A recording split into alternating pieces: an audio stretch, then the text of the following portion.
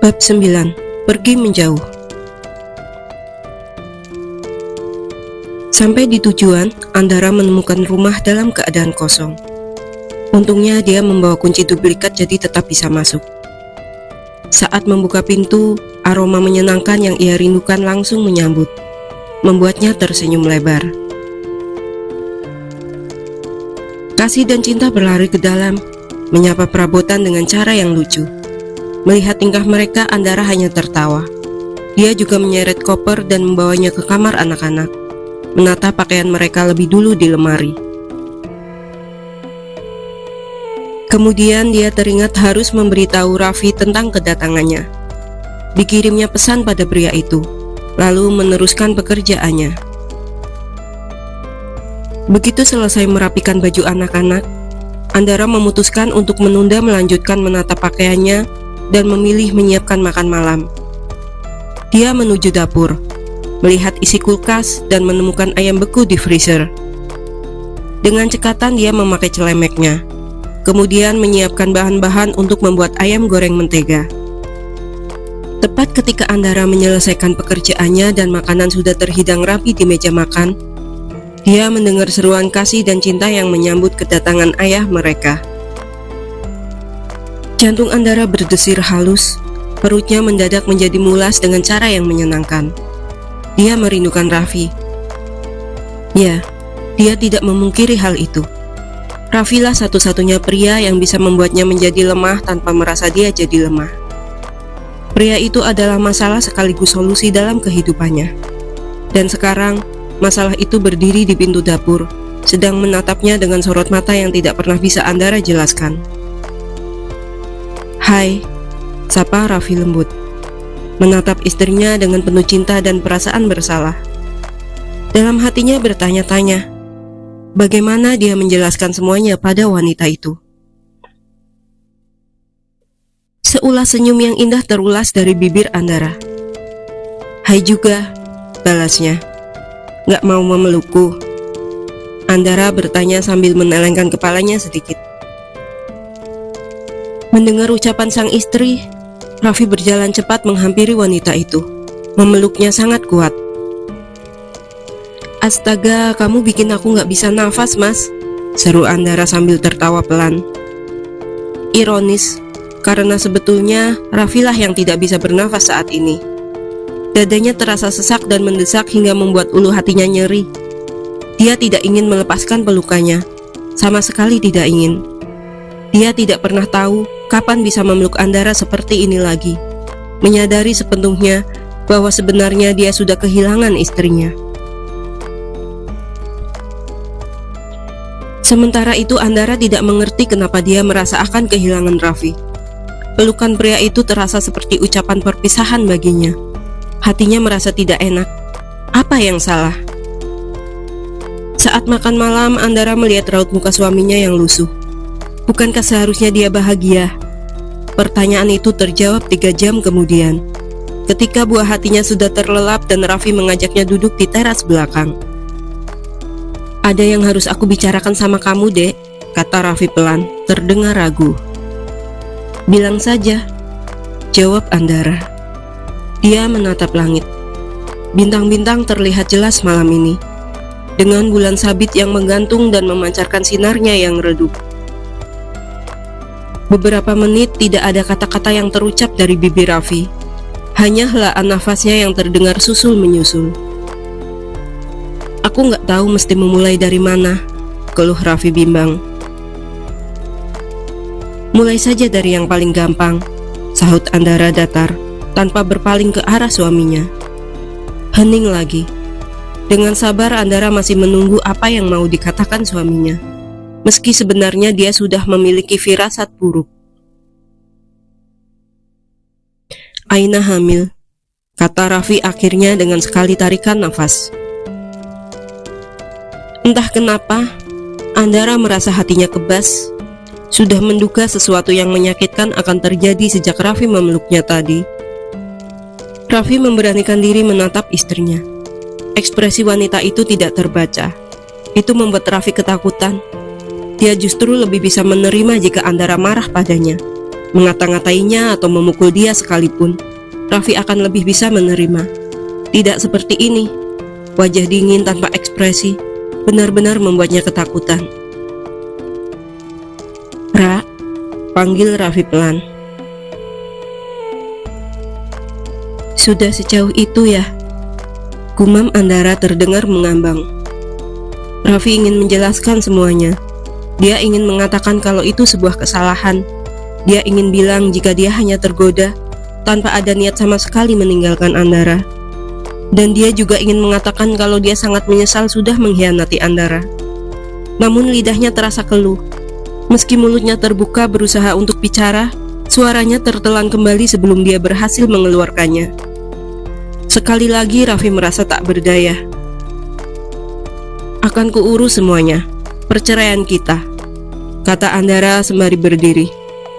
"Aku ke toko sekarang. Biar anak-anak di sini dulu. Besok mereka aku jemput," lanjutnya. Kemudian melangkah meninggalkan suaminya. Raffi tidak bisa mencegah. Memangnya apa yang bisa dia lakukan sekarang?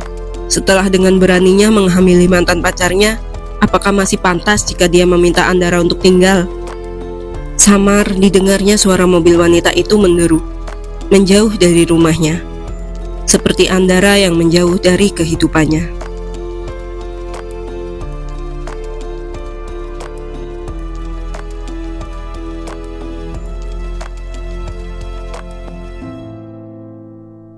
Andara mengendarai mobilnya tanpa tujuan, melaju lambat di tengah arus lalu lintas yang padat. Pandangannya nanar, menangkap bias cahaya dari lampu-lampu gedung dan kendaraan di depannya. Pikirannya mengambang antara berada di dalam mobil dan nasib yang berlabuh padanya. Bercerai, satu kata yang tidak pernah ia bayangkan sebelumnya. Siapa sangka kehidupan rumah tangganya yang sempurna ternyata bisa bermasalah juga. Tiba-tiba Andara merasa lelah, sangat lelah. Dia membelokkan mobilnya dari jalan utama, memilih jalan alternatif yang jarang dilalui kendaraan, lalu menepikannya di sebuah tempat yang cukup sepi. Di tengah gelapnya malam, hanya diterangi cahaya dari lampu jalan yang remang-remang, Andara mematikan mesin mobilnya, menangkup wajahnya dengan kedua tangan dan menangis tanpa suara. Air matanya mengalir deras, bahunya berguncang pelan. Selama beberapa saat dia menumpahkan semua perasaannya di sana. Setegar apapun dia, Andara tetaplah seorang wanita. Wanita yang tersakiti oleh pengkhianatan. Dalam hatinya berbisik, mempertanyakan kesalahannya hingga sang suami bisa berpaling darinya. Tidak cukup cantikkah dia? Tidak cukup menarikkah dia? Atau karena dia sudah tidak muda lagi? Dan justru pertanyaan-pertanyaan itu membuatnya semakin merasa terluka. Sementara di rumahnya, Raffi yang mencoba menghubungi Andara terlihat khawatir. Dia baru saja pulang dari toko milik Andara, sekadar memastikan istrinya sudah sampai tujuan. Tapi sepertinya wanita itu tidak langsung pulang karena Raffi tidak menemukannya di sana. Andara tidak mengangkat panggilannya. Raffi takut terjadi apa-apa pada istrinya. Dia menyesali sikapnya yang membiarkan Andara pergi begitu saja. Seharusnya dia menahannya. Seharusnya dia melarang Andara keluar. Kalau memang kehadirannya hanya membuat wanita itu sedih, seharusnya dia saja yang meninggalkan rumah mereka. Setelah berkali-kali mengulangi panggilannya dan masih tidak diangkat, Raffi menghubungi nomor lain. Nomor satu-satunya orang yang bisa membantunya mencari dan memastikan Andara dalam keadaan baik-baik saja saat ini. Untuk menghubungi orang tua Andara itu tidak mungkin. Pertama, karena dia tidak cukup punya keberanian untuk berterus terang telah mengkhianati putri mereka. Dan kedua, sudah dari 3 tahun yang lalu orang tua Andara pindah ke Makassar. "Yap, Dut," sapa suara di seberang. "Sorry, Nan, gue bisa minta tolong?" "Ya, apa?" "Andara." "Kenapa Andara?" "Lo bisa ke toko dan lihat apa dia sudah sampai sana? Telepon gue nggak diangkat." Di ujung lain Kenan mengerutkan keningnya. "Bukannya Andara udah balik ke rumah sama anak-anak ya? Dia ngasih tahu gue tadi siang." Iya. Raffi gelisah. Dia berdiri dan berjalan mondar-mandir, bimbang harus menceritakan yang sebenarnya pada sahabat istrinya itu atau tidak. Dia mengelus rahangnya. Terakhir berkata jujur pada pria itu, dia mendapatkan beberapa tinju di wajahnya. Ceritanya panjang. Lo bisa mulai dari sekarang, ketus Kenan. Dia menangkap ada sesuatu yang tidak beres. Urusan sama Aina sudah beres kan? Tembaknya langsung. Raffi mengusap tengkuknya yang tiba-tiba mengeluarkan keringat dingin. Masalahnya makin rumit bro, ujarnya pelan. Rumit gimana? Dia hamil. Andara hamil? Raffi menelan air liurnya. Bukan, Aina, sahutnya lirih. Kenan yang semula berbaring di sofa malasnya langsung bangkit, meraih jaketnya sambil mengumpat. Brengsek loh, serunya langsung memutuskan panggilan telepon. Sebelum keluar dia mengambil helm. Lebih cepat sampai tujuan jika naik motor daripada naik mobil. Dalam perjalanan keluar dari apartemennya, Kenan mencoba menghubungi Andara, tapi wanita itu tidak mengangkatnya. Pada percobaan kedua, telepon Andara sudah tidak aktif lagi. Dia bergegas ke basement, menuju salah satu kendaraan roda 2 yang terparkir di sana. Lalu mengeluarkan kunci dari jaket kulitnya dan menaiki motor besar miliknya. Melajukan benda itu dengan kencang hingga meninggalkan suara keras yang bising.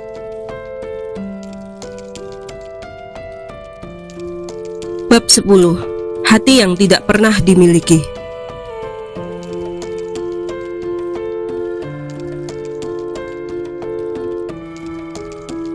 Kenan baru saja hendak pergi dari toko kue Andara ketika melihat mobil wanita itu melaju pelan ke arahnya.